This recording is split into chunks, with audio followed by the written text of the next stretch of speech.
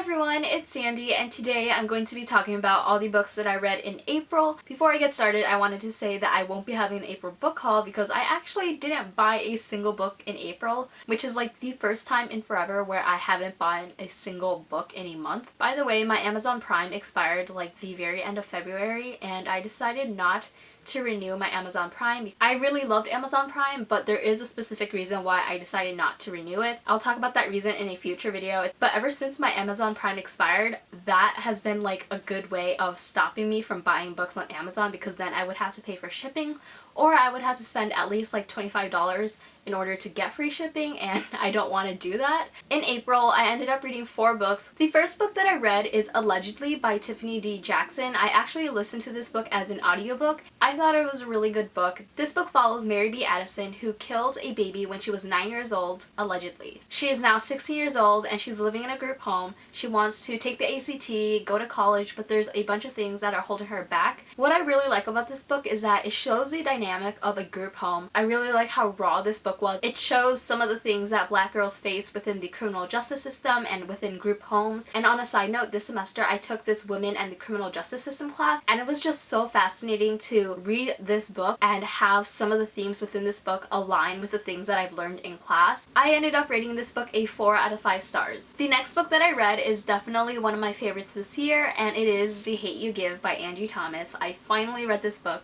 and I just want to say that if there is one book that you have to read this year, it's definitely The Hate U Give. This book is inspired by the Black Lives Matter movement, and it follows a 16-year-old girl named Star who witnesses her best friend being shot and killed by a police officer. This book is phenomenal. It was such a powerful story that is so relevant to our society today. Star was a fantastic main character who felt so authentic, and I really loved her character growth. I absolutely loved the family dynamic within this book. I loved the depiction of Star's relationship with her siblings and her parents. It was just so well done. This book was just so amazing, and I highly recommend it. I can't recommend this book enough because you guys need to read it if you haven't already. The next book that I read is The Good Girls by Sarah Shepard. This is the second and final book to the Perfectionist duology. The first book follows 5 girls who don't really have much in common except the hatred towards the same guy named Nolan. Nolan has done terrible things to each of these girls, and one day in one of their classes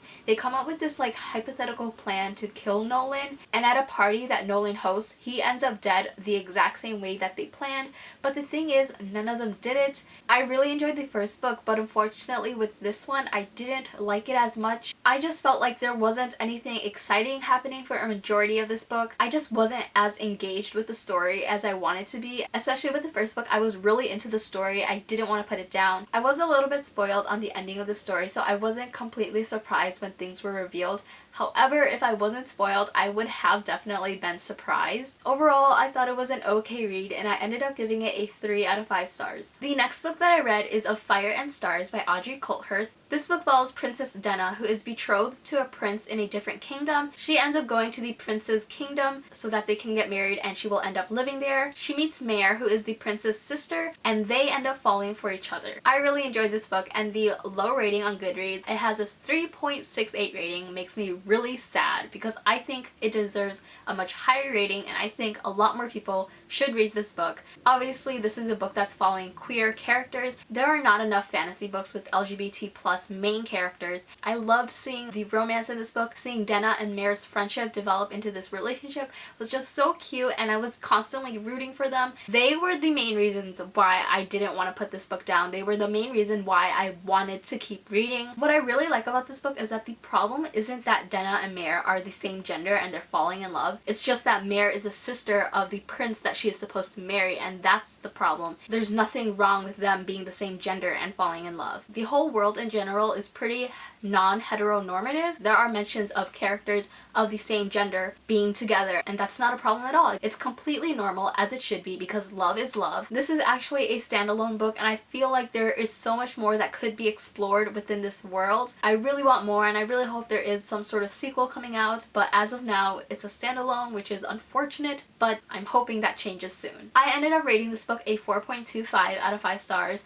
definitely go read this book. Those are all the books that I read in the month of April. May should be a much better reading month since the semester ends after the first week of May, which is so exciting because I am ready for summer. If you read any of these books that I mentioned, please let me know your thoughts in the comments below, and thank you so much for watching this video. I hope you enjoyed it, and I will see you next time. Bye!